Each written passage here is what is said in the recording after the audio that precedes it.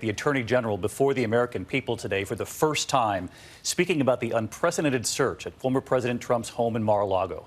Tonight, the AG saying he personally approved the search, that the decision wasn't made lightly, indicating they tried other routes. And the AG saying he is now moving to unseal the search warrant for that search to reveal to the American people more about what the FBI was looking for.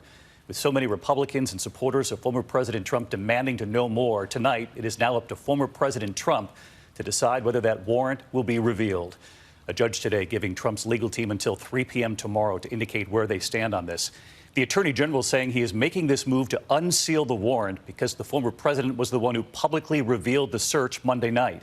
And the Attorney General saying the warrant should be unsealed because of what he called the, quote, substantial public interest in this matter.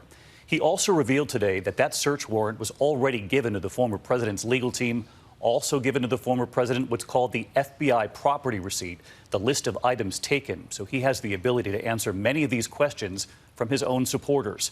And tonight here, ABC News confirming the former president received a subpoena for all of this in the spring for these documents, some believed to be classified. So we now learn there's a good chance that all of this could have been avoided.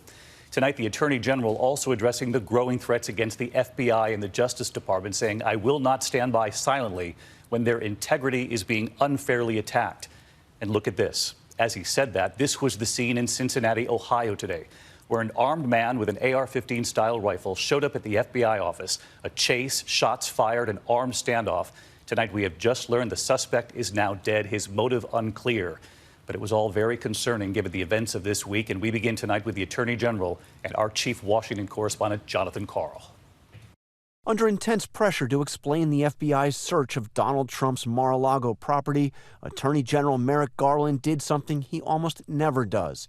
He commented on an ongoing investigation, saying he himself signed off on the FBI's action. First, I personally approved the decision to seek a search warrant in this matter. Second, the department does not take such a decision lightly. Where possible, it is standard practice to seek less intrusive means as an alternative to a search and to narrowly scope any search that is undertaken. In fact, ABC News has learned Trump was subpoenaed for the documents earlier this year as DOJ attempted to get him to turn them over without a search warrant. The subpoena was followed by a visit of a smaller contingent of FBI agents to Mar-a-Lago in early June. The raid on Monday came only after DOJ concluded Trump had not turned over everything demanded by the subpoena.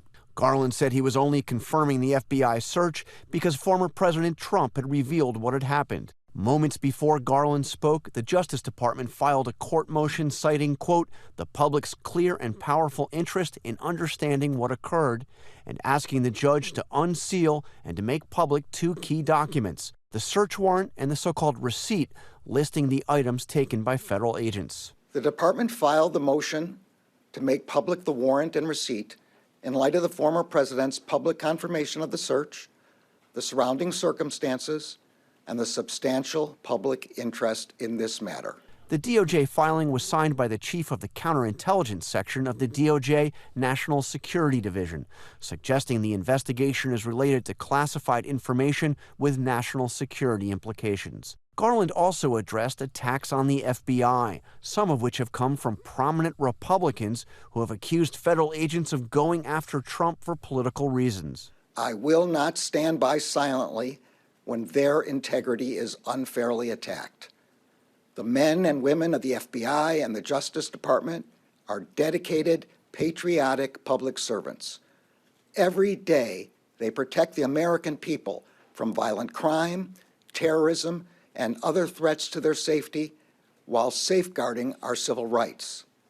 They do so at great personal sacrifice and risk to themselves. The judge in the case responded quickly to the filing, giving Donald Trump until 3 p.m. tomorrow to reveal whether or not he is going to agree to make the warrant public or fight to keep it secret.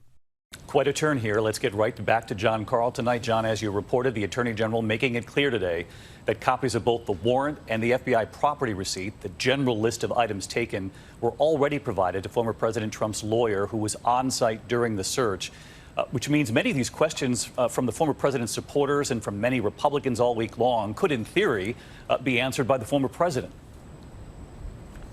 Absolutely, David. Now, that list of items taken would be a redacted list because obviously we're talking about classified information here. But Trump does, his lawyer was given a copy of the affidavit and the supporting documents, at least some of the supporting documents. And he doesn't need to wait for a judge to unseal that. Trump could release all of that right now. But here's what I'm learning tonight. I'm learning that the Trump team has reached out to defense lawyers to talk about possibly fighting DOJ's motion to unseal those documents. Doesn't mean a decision's been made by Trump yet, but they're already reaching out to lawyers who they would ask to file a motion challenging DOJ's motion to unseal those documents. All right, John Carl leading us off. Hi, everyone. George Stephanopoulos here. Thanks for checking out the ABC News YouTube channel. If you'd like to get more videos, show highlights, and watch live event coverage, click on the right over here to subscribe to our channel. And don't forget to download the ABC News app for breaking news alerts. Thanks for watching.